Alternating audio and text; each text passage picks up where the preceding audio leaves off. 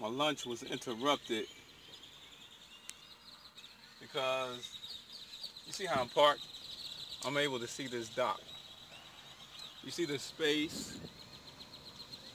When I pulled in, it was two trucks in the docks over there.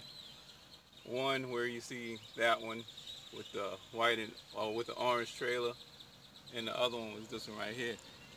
So you see all the empty docks and everything. What I did was I pulled to the corner of this lot. And you see the angle. I just pulled it to the corner of this lot out the way at an angle in which I could back straight up into either one of those parking spaces. So at this particular place, you go in, you sign the sheet. No one comes or anything. They got a sign up there that says, fill in all the sheets with your information. You will be called, leave a number with your information. You will be called. If you don't answer the phone, then you miss your turn. That tells you what? That tells you when it's time for you to come, then we will call you on the phone and you come up. And so, cool, I write my information. While I'm there, this guy in the truck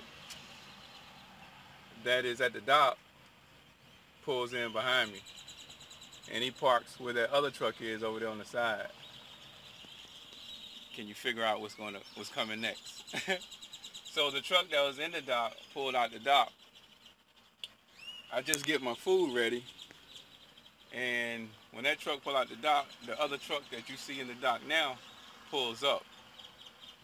The truck that left the dock is the same company as the one that's in the dock, and the same company as the one that's waiting. So immediately, me having Sprint and knowing that my connection is not always top notch. In fact, quite regularly I have trouble hearing, people have trouble hearing me on the phone. I don't know if it's the phone at this point or if it's Sprint. But anyway, so I go up to make sure they didn't try to call me and I just missed the call. Or, is this something where these guys get loaded up differently than what I do? Now, I know the guy that came in after me signed the same paper that I did, so although it's possible, it seems like we are all in the same lineup, to get to the dock. And one guy pulled up that was driving the lift and asked, what's the problem? I said, well, I'm just making sure that you guys are able to reach me because of my phone connection. Then he asked me, was I in line? I was like, well, I'm not in line. I didn't know there was a line. I'm just pulled up there to the edge of the lot, and no one was waiting when I got here. He was like, well, when somebody pull out, you're supposed to pull in. He's like, but you need to be in the line. I was like, well, this is my first time here. Nobody said anything about a line. There wasn't a line, and so, but I'm next. He was like, well, hey, I ain't got nothing to do with that. You didn't see the truck pull out? I was like, yeah, I saw the truck pull out, but immediately the next truck started moving. And what I did is I didn't rush the spot. I come up here to speak to you to see if I'm supposed to be next or not. That's why I'm up here. He was like, hey, you supposed to be in the line? I ain't got nothing to do with that. And I said, well, don't worry. You don't have to get in it. I'll go and I'll get the guy to move myself. But I'm just letting you know what I'm doing. I gotta put my food up out the way. And then the other guy says, well, I'm almost finished unloading him, that guy. And when I get him loaded, then you back into that door and I'll load you before I load this guy in the other door. So that's how my lunch got interrupted. Now I'm about to back into this door and hopefully everything goes down as planned. We'll see what happens. No drama over here though, but be looking out for stuff like that. I've seen a lot of guys. Stop. I've seen guys. I've done it. That wait and think that they are going to be fair and make sure everything goes according to how it should. And people oftentimes are not going to do that. Now the other day, a driver came and got me because they was going to load us earlier than they had told us they was going to load us. And he came after me and he made sure that I was going to get in front of him. And just this morning when I delivered, there was two guys that made it to the spot before I did. all of us was early. They was here since yesterday in the middle of the day though. But anyway, I woke him up to make sure he got in before I did. And that's how a lot of us do. But there will be people who will just try to take advantage and they'll try to rush the spot, especially when you see a lot of trucks with the same company, which means they do business, you know, at that place right regular. Then you got to look out for yourself, guys. And I got to go before somebody get this spot. Peace. Come here.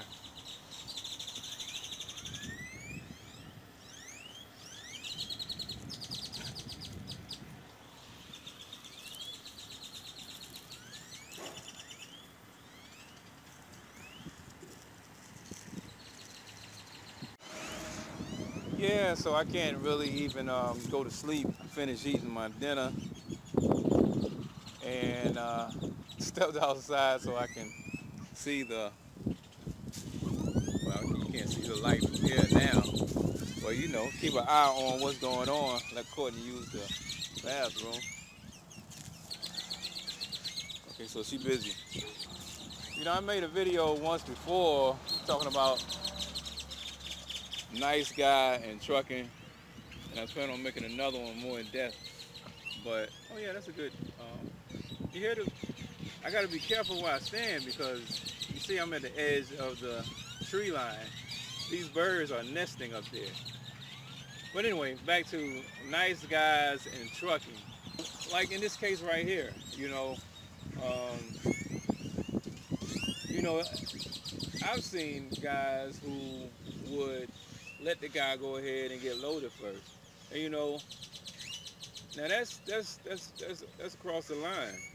You know, of course that would be maybe a nice guy that did something like that. You can't do that. You can't afford to do that. You have to look out for yourself. You have to stand up for yourself. Now, here we in the day with electronic logs and everything, you know what I mean? So your time means everything. I come over here, got over here as quick as I could, got up in this dock. I mean, you know, got here on the lot, waiting to get in the dock. I can't, and it's Friday. It's going on rush hours anytime now. I think I got here maybe 1 o'clock or something like that.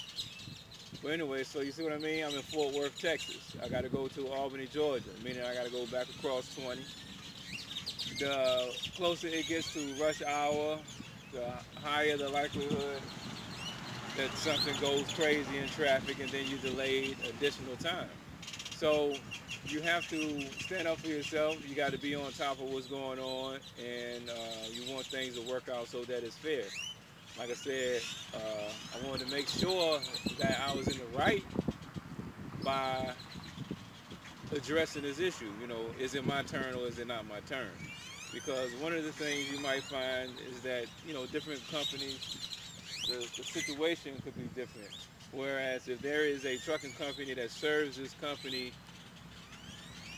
every day, all day, in some special, well, you don't know if it's in some special way or not. So they might be taking trailers to another plant. They might be making local deliveries or whatever. You just don't know the case. That's why I went in and asked, you know, to find out what the deal was with getting in the dock. And so, well, it's supposed to be a video about, I think I'm gonna call it thin line between nice guy and drama. But anyway, so this is supposed to be a video more about that. But since I got you here, now let me go ahead into that. And so another way that plays out in traffic, the guy in the right lane on the interstate, but then you got other people who are trying to get on the interstate. Well, if you're on the interstate, you have the right of way. You have no business, and you don't want to run over nobody, but you have no business being in the right lane on the interstate, slamming on the brakes, or dropping down 20 miles an hour to let somebody get in on the interstate. That is an acceleration ramp. That person should either accelerate, check the traffic, and accelerate enough so that they can merge into traffic, or either slow down enough so that they can merge into traffic. You should be on the interstate slamming on the brakes for that person to come in. You know what I'm saying? when you're switching lanes to get over. Now, I'm not going to tell you to be aggressive, but you have to think about when you use your turn signal as an indicator to let people know what you're planning on doing. And a lot of people use the turn signal wrong. They already on the brake, slowing down and everything, and then they put on the turn signal. That's pointless. That's defeating the purpose of the turn signal. It's an indicator light. It's to let people know what you plan on doing. If you're waiting until you're already doing it, then you're defeating the purpose. But say you need to switch lanes to get over, to exit, or to get in the lanes for a split or something. If you put on that turn signal and you take all day to make the switch, somebody going to go around you and get in your way 9 times out of 10. Let's say 8 out of 10. 80-20 rule. So, there again. Now you put on the signal, you being all nice. I'm going to give them plenty of time to wait. I used to do it. I'm going to give them plenty of time, just in case somebody coming around, they thinking about it, they know what I'm going to do. Next thing you know, somebody in that lane. You'll never get over. City driving. You have to be decisive. You have to let people know what you're going to do, and you have to execute. You can't be lingering. You can't be waiting. And boom, say you put on the turn signal, you're going to get in the lane. Right after you put on the turn signal, you're about to get into a lane, you see a car come over into that lane. No. You don't slow down and wait, or you don't wait for that car come by. Now, if, you mess around and wait too long, and that car already came up on you going 20 miles per hour faster than you're going, then yeah, you don't want to come over because you're going to crush it. But if that car is going the same speed you're going, they saw you put on the indicator, and then they decide to get in that lane because they want to go by you before you switch. No, you're going to end up being stuck there because after that car, there's another car, and after that one, there's another one. And if you're just seeing the sign, or you just realize you need to get into that lane, and you try to wait to let that car come by, you're going to mess around and miss your exit. You see what I'm saying? So like I said, I'm not telling you to be aggressive, but you have to make judgment calls. You have to use your own discernment and you have to execute. Let your intentions be known, and then you have to execute. So you can't be going around, let's just put it this way. There's a thin line between nice guy and drama. There's a thin line between nice guy and accidents. There's a thin line between nice guy and confusion. All right, so the other thing that I was going to go into, you're going to run into situations where there is a communication problem. Courtney, come back over here. Communication problem at the places you go to. Now, this guy was responding to me as if I come here often, and as if there were instructions to let me know how they wanted me to deal with things over here, when the instructions actually was opposite of what he's saying I should have done, which was fall in line. When one truck moves out, then you pull up. The instructions doesn't say that. The instruction says put your number there and we'll call you. You see? So that's a communication problem. Their communication problem. And you're going to find yourself in that situation. But you try to maintain your professionalism. You stress what you need to stress. You stress the point you need to stress. And you make your point, and you try to resolve the issue without drama and without being nasty. And because, if you have the wrong type of attitude, you don't know the system. They know the system. So they can still, I don't like this guy. Yeah, they can say to themselves, yeah, you're supposed to be next, but we're not going to do that because I don't like your attitude. And so you can be there all day. You see what I'm saying? And so your attitude matters, and you need to handle yourself a certain way. Otherwise, it could put you at a disadvantage. So that's pretty much it. That's all I got to say about this situation. And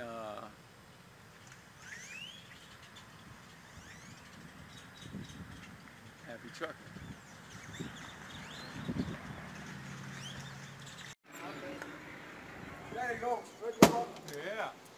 I heard when you pop the Yeah, I say. You say somebody told you to call you.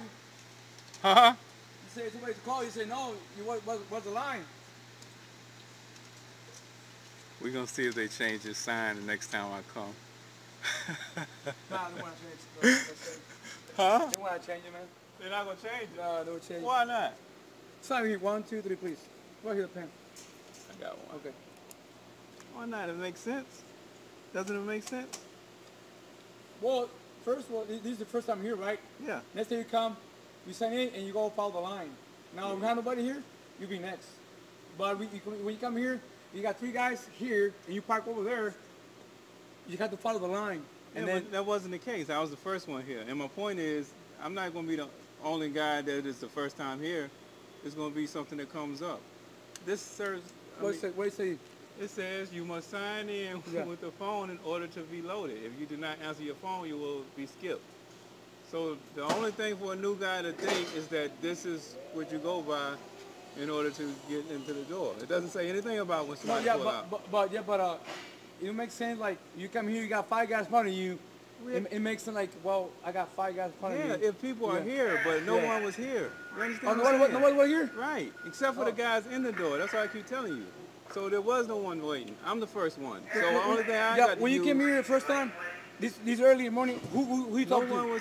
Nobody was. That's nobody why was I said here. That's why I said the sign need to be changed. You didn't talk to nobody. Right. Oh, okay, I got you now. So if no one is here and you read this sign, then logical thinking person about you, yeah. It says somebody gonna call me. Right, because when you see the sign Yeah. and there's no one here and you have a list, then 1 + 1 + 1 = 3. Okay. Is logic. Okay. So if you change the sign, then that disrupts that logic. Yeah, but you know what? Next time you come, now you know what's going on, right? I know, okay, but yes. I'm just saying. I just talked to the guy. We're talking about communication. Communication. You know what I'm saying? And doing things, figuring out how you can improve upon the process. Yeah. You see what I'm saying? So all I'm saying is to improve on this process, this sign needs to be changed. That's my point. Or take it out. Right.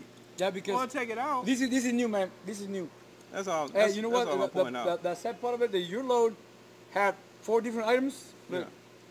And we didn't find the product, so we had to change for another product. And the boss was trying to change. Meanwhile, I was loading the pads I had, so you gotta take it back off. Yeah, everything comes like, man, I had a bad day. I mean, in your case. Right, because you came 12:21, 12:25, right? Yeah. You came after, before I went to lunch, man. So, you know, it took me an hour and a half to load you, plus the time you came here, because we got some other drivers here too. So, well, we got you, man. Yeah. Okay. This is your address we're going to. Right. This is your train number. Let me get your seal. All right.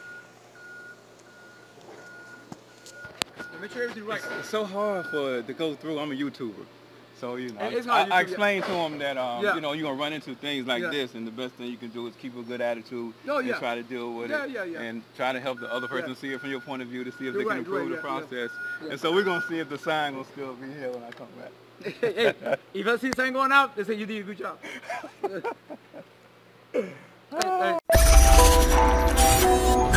Hey.